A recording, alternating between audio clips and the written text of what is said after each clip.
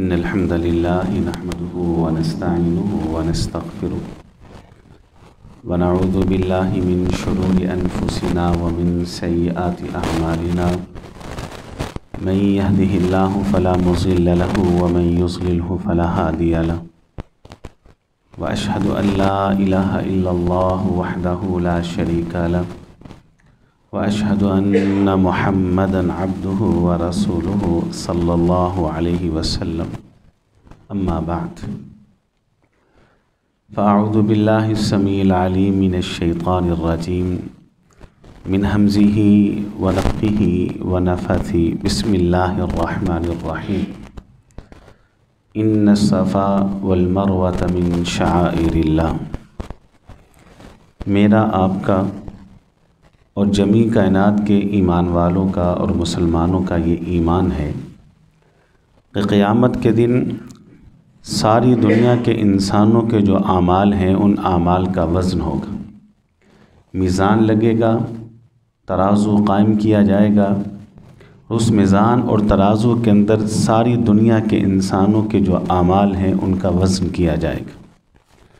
اب سوال یہ پیدا ہوتا ہے کہ یہ جو انسانوں کے اعمال، یہ اعمال ان کا تعلق تو تعداد کے ساتھ ہے، عدد کے ساتھ ہے، گنتی کے ساتھ۔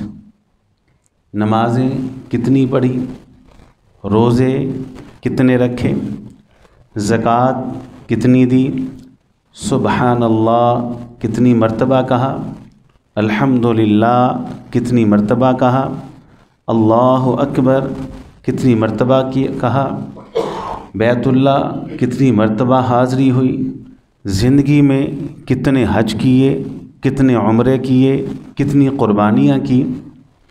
انسانوں کے اعمال کا تعلق تو عدد کے ساتھ ہے، تعداد کے ساتھ ہے اور گنتی کے ساتھ۔ میزان کے اندر، ترازو کے اندر اعمال کو رکھ کر وزن کرنے کا مطلب کیا ہے؟ تو حضرات، انسانوں کے اعمال کے حساب کی بڑی شکلیں۔ ایک شکل یہ بھی ہے کہ انسانوں کے سارے اعمال پہلے گنے جائیں گے کہ تجھے 60 سال کی عمر دی تھی، 60 سال کی عمر کی نمازیں ثابت کر تو نے پڑھی کہ نہیں پڑھی، تجھے اتنی عمر دی تھی، ساری عمر کے روزے ثابت کر کہ تو نے رکھے کہ نہیں رکھے، تجھے مال دیا تھا، اس مال کی زکوٰۃ ثابت کر کہ تو نے دی کہ نہیں دی۔ اگر انسان کے اعمال ہوں گے پہلے گنے جائیں گے، اتنی نمازیں، اتنے روزے، اتنا صدقہ ہے، اتنی تکبیرات، اتنی تسبیحات، اتنی تحمیدات، گننے کے بعد وہ اعمال ایک ایک کر کر میزان کے اندر رکھ کر پھر ان اعمال کا وزن ہوگا۔ جب ہر عمل ترازو میں اور میزان میں رکھا جائے گا تو اللہ تعالیٰ کا قائم کردہ وہ ترازو اور میزان ہر نیکی میں، ہر سجدے میں، ہر رکوع میں، ہر قیام میں، ہر تلاوت میں، ہر ذکر میں، ہر دعا میں، ہر حج میں، ہر طواف میں، ہر عمرے میں، ہر نیکی کے اندر دو چیزیں چیک کرے گا۔ اگر تو ان اعمال کے اندر وہ دو چیزیں موجود ہوں گی تو میزان اس عمل کا وزن ظاہر کرے گا کہ یہ وزن کے لائق اور قابل۔ اگر ان دو میں سے ایک بھی چیز عمل کے اندر موجود نہ ہوئی، دیکھنے میں عمل کتنا اچھا کیوں نہ ہو، کتنا بڑا کیوں نہ ہو، بظاہر کتنا عمدہ ہی کیوں نہ ہو، میزان اس عمل کا وزن ظاہر نہیں کرے گا۔ بس آج اللہ کی توفیق اور اس کی مدد سے وہ دو چیزیں میں کتاب و سنت اور قرآن و حدیث کی روشنی میں بیان کروں گا تاکہ یہ کہنے والا بھی اور سب سننے والے ذرا اپنی ماضی کے اعمال کے اوپر خوب غور کر کے یہ نتیجہ اخذ کریں کہ کل قیامت کے روز جب ہمارے اعمال وزن کے لیے ترازو میں رکھے جائیں گے تو کیا ہمارے اعمال کا وزن ہوگا یا نہیں ہوگا۔ پہلی چیز، میزان ہر عمل کے اندر، ہر نیکی کے اندر جو چیک کرے گا وہ یہ چیک کرے گا کہ عمل کرتے وقت نیکی کرتے وقت اس انسان کا اخلاص کتنا تھا، باطن میں طہارت کتنی تھی، باطن میں پاکیزگی کتنی تھی۔ یاد رکھیے گا، باطن کے اندر جتنی پاکیزگی ہوگی، نیت میں جتنا اخلاص ہوگا، للہیت جتنی زیادہ ہوگی، عمل دیکھنے میں بظاہر چھوٹا معمولی ہلکا نظر آئے گا، لیکن میزان کے اندر اس کا وزن بہت زیادہ ہوگا۔ اور یاد رکھیے گا کہ ان اکرمکم عند اللہ اتقاکم، دنیا کا یہ اصول ہے کہ دنیا والے اللہ رب العزت کے قانون سے ہٹ کر ظاہر کو دیکھ کر پھر انسان کا وزن چیک کرتے ہیں، اس کا حسب کیسا ہے، اس کا نسب کیسا ہے، اس کا خاندان کیسا ہے، اس کا قبیلہ کیسا ہے، یہ مال کے اعتبار سے کتنا مضبوط ہے، یہ انسان عہدے کے اعتبار سے کتنا مضبوط ہے۔ اللہ کہتے ہیں ان اکرمکم عند اللہ اتقاکم، تمہارے زاویے اپنے ہیں، میں ظاہر کو نہیں دیکھتا، میں ظاہر کے اوپر نگاہ کو نہیں رکھتا، نہ حسب دیکھتا ہوں، نہ نسب دیکھتا ہوں، نہ خاندان دیکھتا ہوں، نہ قبیلہ دیکھتا ہوں، نہ کنبہ دیکھتا ہوں، نہ برادری دیکھتا ہوں، نہ مال و دولت کی فراوانی دیکھتا ہوں، نہ عہدہ دیکھتا ہوں، نہ منصب دیکھتا ہوں، نہ اقتدار دیکھتا ہوں، نہ بادشاہت دیکھتا ہوں، نہ حکومت دیکھتا ہوں۔ میری نگاہ ہوتی ہے تو عمل کرتے وقت تمہارے دل کے اوپر ہوتی ہے، تمہارے باطن کے اوپر ہوتی۔ پہلی چیز میزان انسان کا اندر چیک کرے گا، یہ عمل کرتے وقت اخلاص کتنا تھا۔ جتنا اخلاص زیادہ ہوگا، للہیت جتنی زیادہ ہوگی، وہ عمل اتنا ہی بھاری اور ثقیل اور وزنی ہوگا۔ ماشاءاللہ صاحب عقل و فہم بیٹھے ہیں، ایک کھجور دنیا کے ترازو میں کتنا کو وزن ہوتا ہے؟ ایک کھجور کا کتنا کو وزن ہوتا ہے؟ آپ بھی کھاتے ہیں، میں بھی استعمال کرتا ہوں، کتنا کو وزن ہے ہمیں پتہ ہے۔ لیکن اصح الکتب بعد کتاب اللہ، صحیح البخاری کے اندر حدیث موجود، رسول کریم صلی اللہ علیہ وسلم ارشاد فرماتے ہیں قیامت کے دن ایک کھجور کو لایا جائے گا، ایک کھجور، یہ وہ کھجور کہ جس کو اللہ کی راہ میں خرچ کیا گیا۔ اب ایک کھجور کون خرچ کرے گا؟ وہی خرچ کرے گا کہ جس کے پاس خرچ کرنے کے لیے ایک ہی کھجور تھی، اس نے اس کھجور کو اپنے حلق کا نوالا بنانے کی بجائے کسی فقیر کی جھولی میں ڈال دیا، کسی بھوکے کی منہ کے اندر ڈال دیا، کسی ضرورت مند کی ضرورت کو پورا کر دیا۔ اللہ اس کھجور کو منگائیں گے، پھر مالک اس کھجور کو بڑھائیں گے، بڑھاتے جائیں گے، بڑھاتے جائیں گے، بڑھاتے جائیں گے، حتیٰ کہ جب اس ایک کھجور کو میزان میں رکھا جائے گا تو ترازن اس کا وزن احد پہاڑ کے برابر ظاہر کرے گا۔ اب ایک کھجور احد پہاڑ کے برابر نہیں ہوتی، لیکن وہ میزان کہہ رہا ہے، میزان ثابت کر رہا ہے، ظاہر کر رہا ہے کہ یہ کھجور احد پہاڑ کے برابر ہے۔ کیوں ظاہر کر رہا ہے؟ اس کھجور کو خرچ کرتے وقت اس انسان کے دل کے اندر پاکیزگی بڑی تھی، طہارت بڑی تھی، نیت میں اخلاص بڑا تھا، تو میزان پہلی چیز یہی چیک کرے گا کہ اخلاص کتنا ہے۔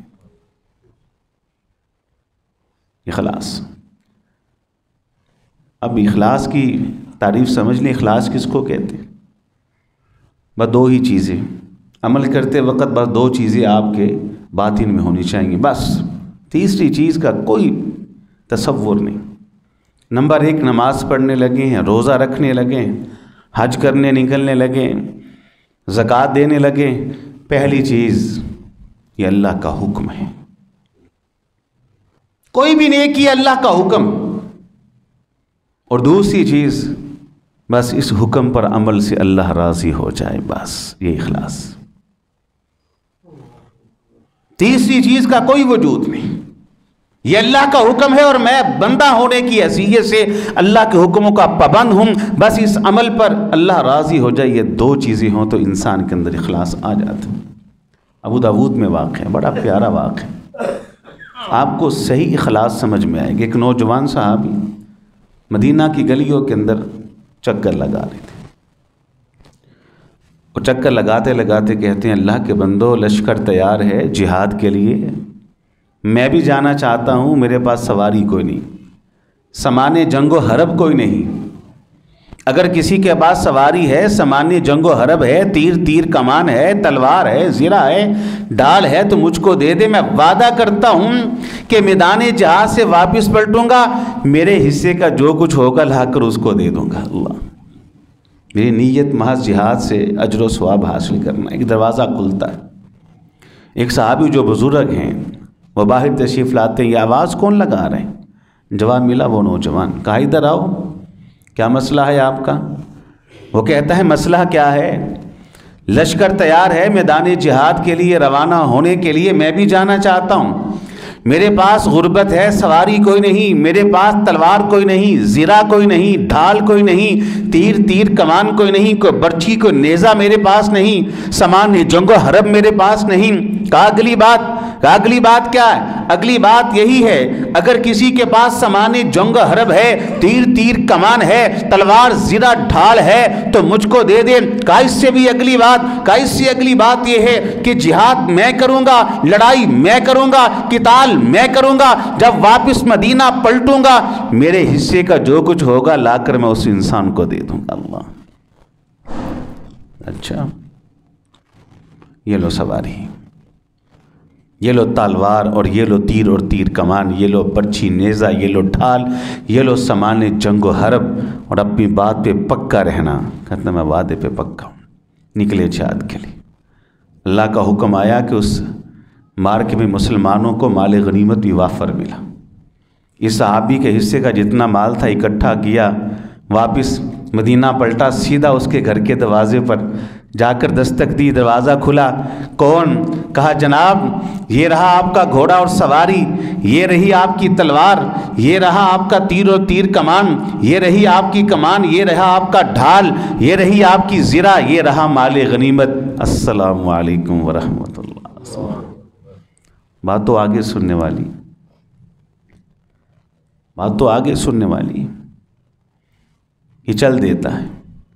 یہ بزرگ پیچھے سے آواز دیتے، اللہ کے بندے یہ کیا کر رہا ہے، ادھر آ۔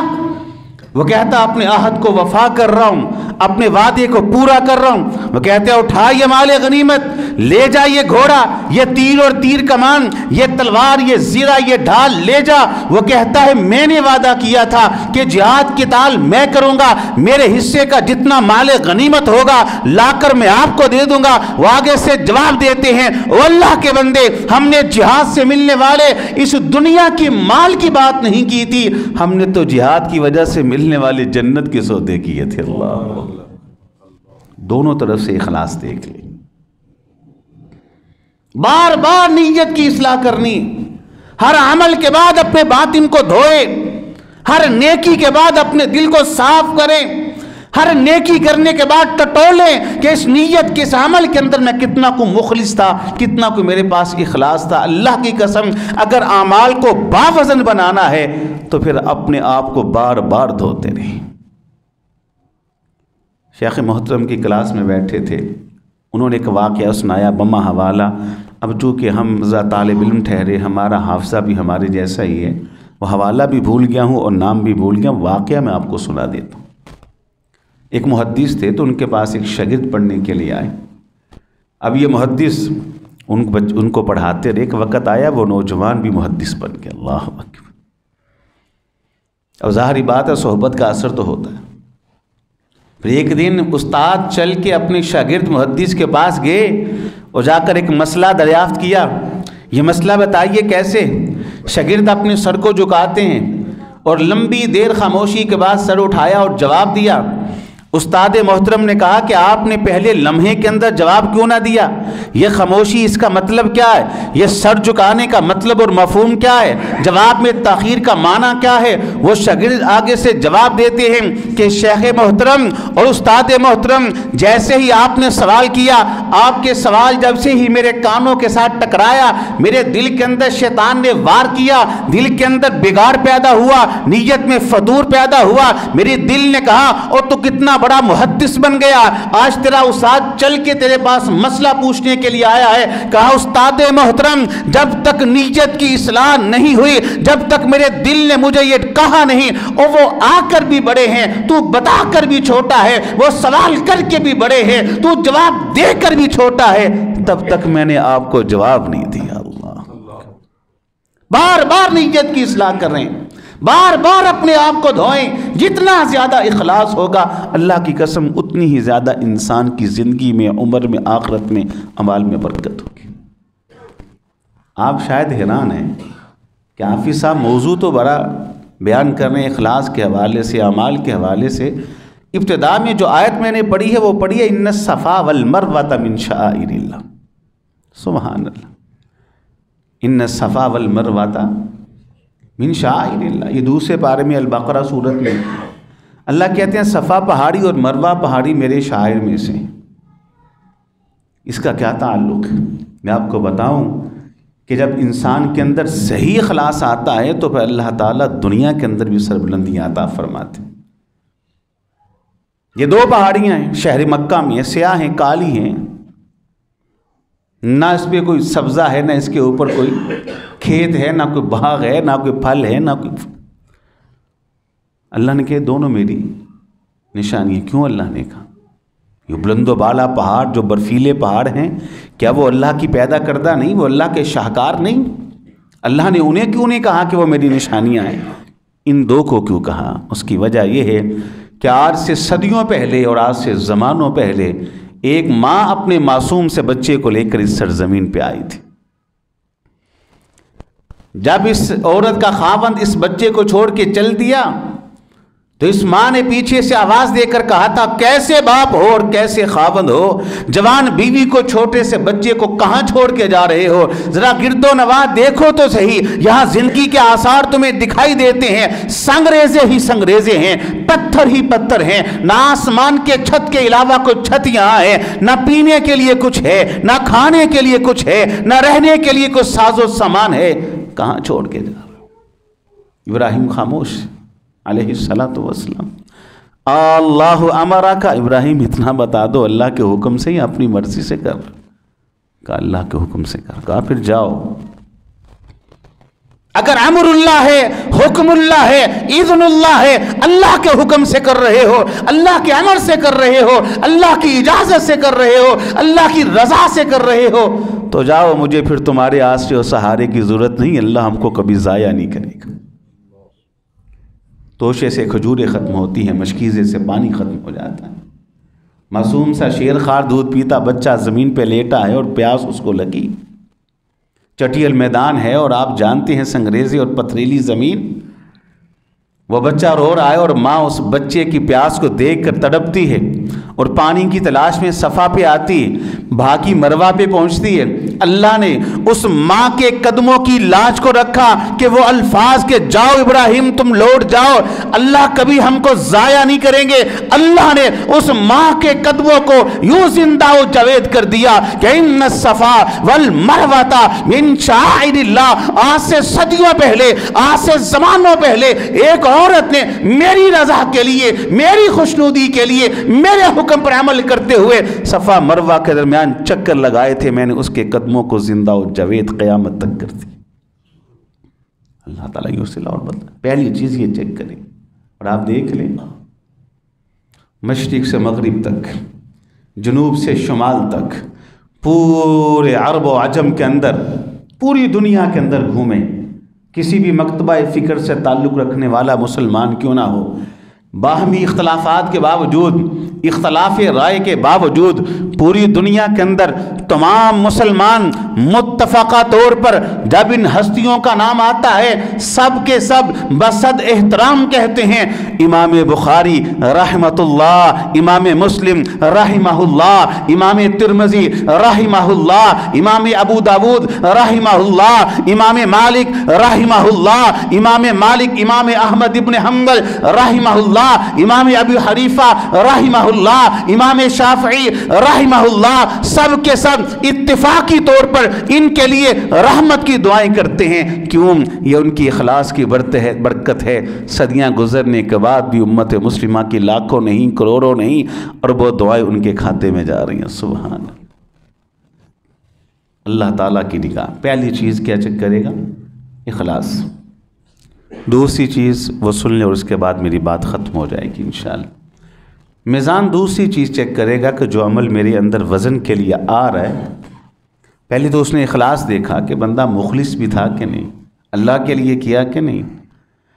جس کا حکم تھا اس کی رضا اور اس کے خوشنودی کے لیے کیا کہ نہیں؟ دوسری چیز چیک کرے گا، جو عمل میرے اندر وزن کے لیے آ رہا ہے وہ منزل من اللہ دین کے مطابق ہے کہ نہیں، وہ شریعت کے مطابق ہے کہ نہیں۔ کعبہ کے رب کی قسم ہے، عمل کتنا ہی خوبصورت کیوں نہ ہو، کتنا ہی پیارا کیوں نہ ہو، اللہ کے شریعت اور اللہ کی منزل من اللہ دین کے مطابق نہیں تو میزان اس کا وزن ظاہر نہیں کرے گا۔ عمل سب کر رہے ہیں، یہاں کی بات سمجھیے، عمل سب کر رہے ہیں، نتیجے کے اعتبار سے لوگوں کی دو قسمیں۔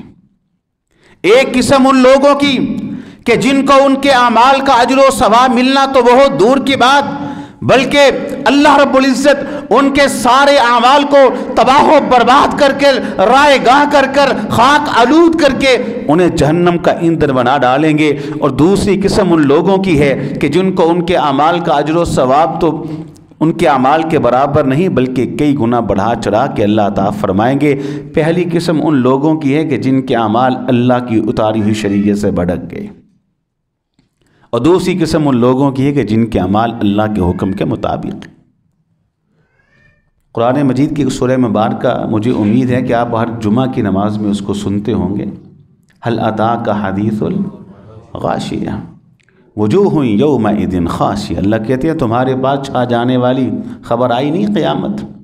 وجوہ یومئذ خاشعہ، بڑے چہرے اس دن جھکے ہوئے ہوں گے، ذلت کی وجہ سے وہ جھکے ہوئے ہوں گے۔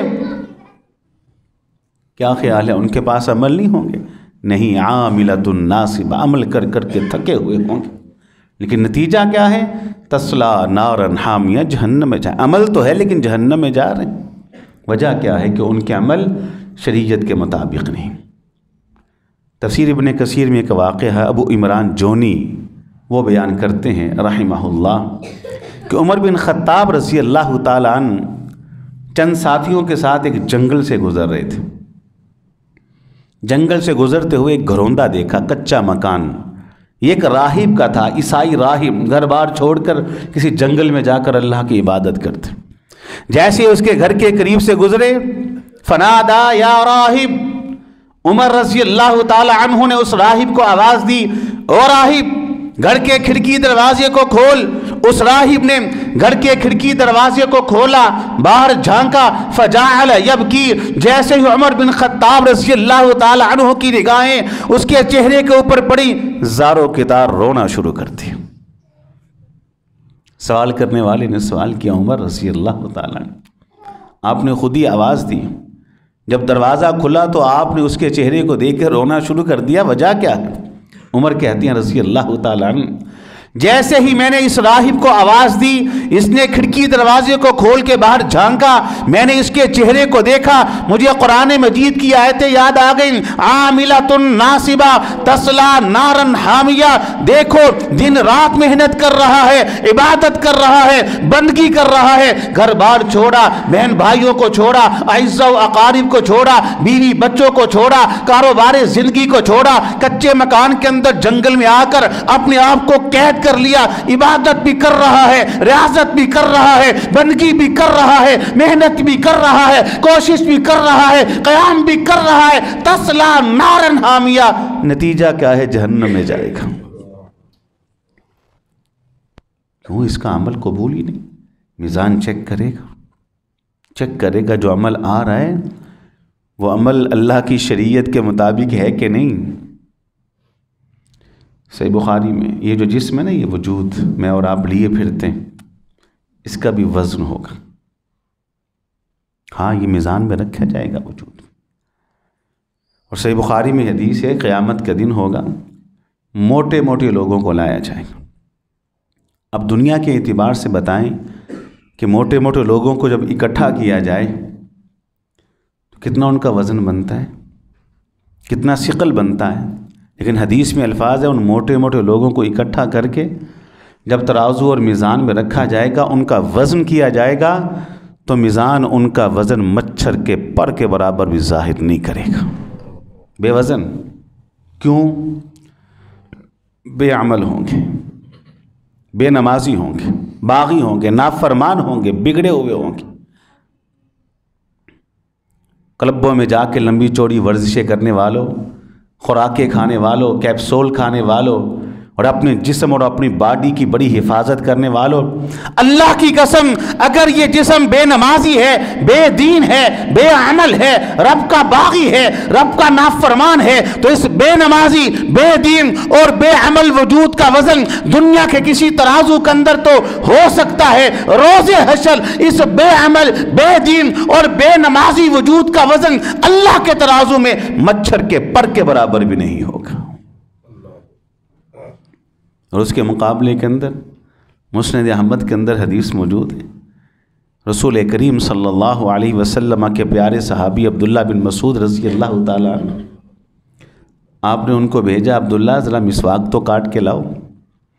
عبداللہ مسواک کو کاٹنے کے لیے درخت پہ چڑھتے ہیں، آدھی پنڈلی ویسی ننگی رہا کرتی تھی، کچھ کپڑا اوڑھ اڑتا ہے، ساری پنڈلی ننگی ہو جاتی۔ لوگوں نے پنڈلی کو دیکھا، فضاحی کو مسکرائے، استہزاء کیا، ٹھٹھا کیا، مزاح کیا۔ کیوں؟ کہ عبداللہ نحیف الوجود تھے، کمزور جسم والے تھے، دبلے پتلے تھے، کمزور سے، ماڑکو سے۔ پنڈلی دیکھی تو جیسے بچوں کی باریک سی پنڈلی ہوتی ہے ویسی پنڈلی، لوگ ہنسے، عبداللہ تو کتنا ماڑکو ہے، کتنا کمزور۔ عبداللہ کی پنڈلیاں دیکھو جیسے بچوں کی پنڈلیاں ہوتی۔ نبی علیہ السلام یہ سارے منظر کو اپنی نگاہوں سے دیکھ رہے ہیں کہ میرا عبداللہ مسواک کو کاٹنے کے لیے درخت پہ چڑھا ہے، اس کی پنڈلی سے کپڑا ہٹائے، لوگوں نے اس کی باریک پنڈلی کو دیکھ کر استہزاء کیا، ٹھٹھا کیا اور مذاق کیا۔ آپ لوگوں کے پاس آئے اور آ کر کہا، او میرے عبداللہ کی کمزور پنڈلی کو دیکھ کے ہنسنے والوں، مسکرانے والوں، استہزاء کرنے والوں اور ٹھٹھا کرنے والوں، سن لو، واللہ ہی اثقل من احد، اللہ کی قسم عبداللہ کی یہ کمزور پنڈلی اللہ کے ترازو میں قیامت کے روز احد پہاڑ سے بھی زیادہ وزنی ہوگی۔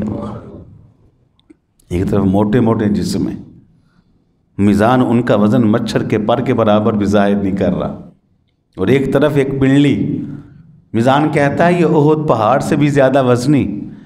صحابی کہتے ہیں ہم نے جواب دیا، اللہ کے رسول علیہ السلام، عبداللہ کی یہ کمزور پنڈلی اللہ کے ترازو میں احد پہاڑ کے برابر کیوں نہ ہو، یا اس سے زیادہ بھاری اور وزنی کیوں نہ ہو، عمل کرنے میں، سنت کی اتباع میں آپ کے ساتھ جتنی مشابہت عبداللہ رکھتے ہیں کوئی بھی نہیں رکھتا۔ سبحان اللہ، سبحان اللہ۔ یہ دیکھا جائے گا کہ اس میں سنت کا اتباع ہے عمل میں، جو عمل میرے اندر آ رہا ہے اس میں اللہ کے رسول کی اطاعت کا رنگ ہے، اتباع اور اطاعت کا رنگ ہے۔ اگر تو اتباع کا رنگ ہوگا تو میزان اس کا وزن ظاہر کرے گا، وگرنہ میزان اس عمل کا وزن ظاہر ہی نہیں کرے گا۔ اب سنت کی اتباع کے حوالے سے ایک واقعہ میں اکثر سناتا ہوں، آج بھی سنا دوں، اس کے بعد انشاءاللہ میری بات ختم ہو چکی ہے، مسئلہ آپ سمجھ چکے ہیں۔ دو چیزیں، اخلاص اور اتباع سنت۔ سیرت کی تقریباً چھوٹی بڑی ہر کتاب کے اندر موجود ہے۔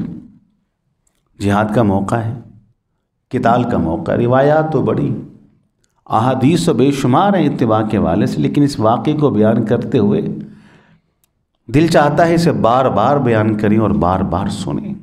کیا وہ لوگ تھے اور کیا ان میں اتباع اور اطاعت کا جذبہ موجود تھے۔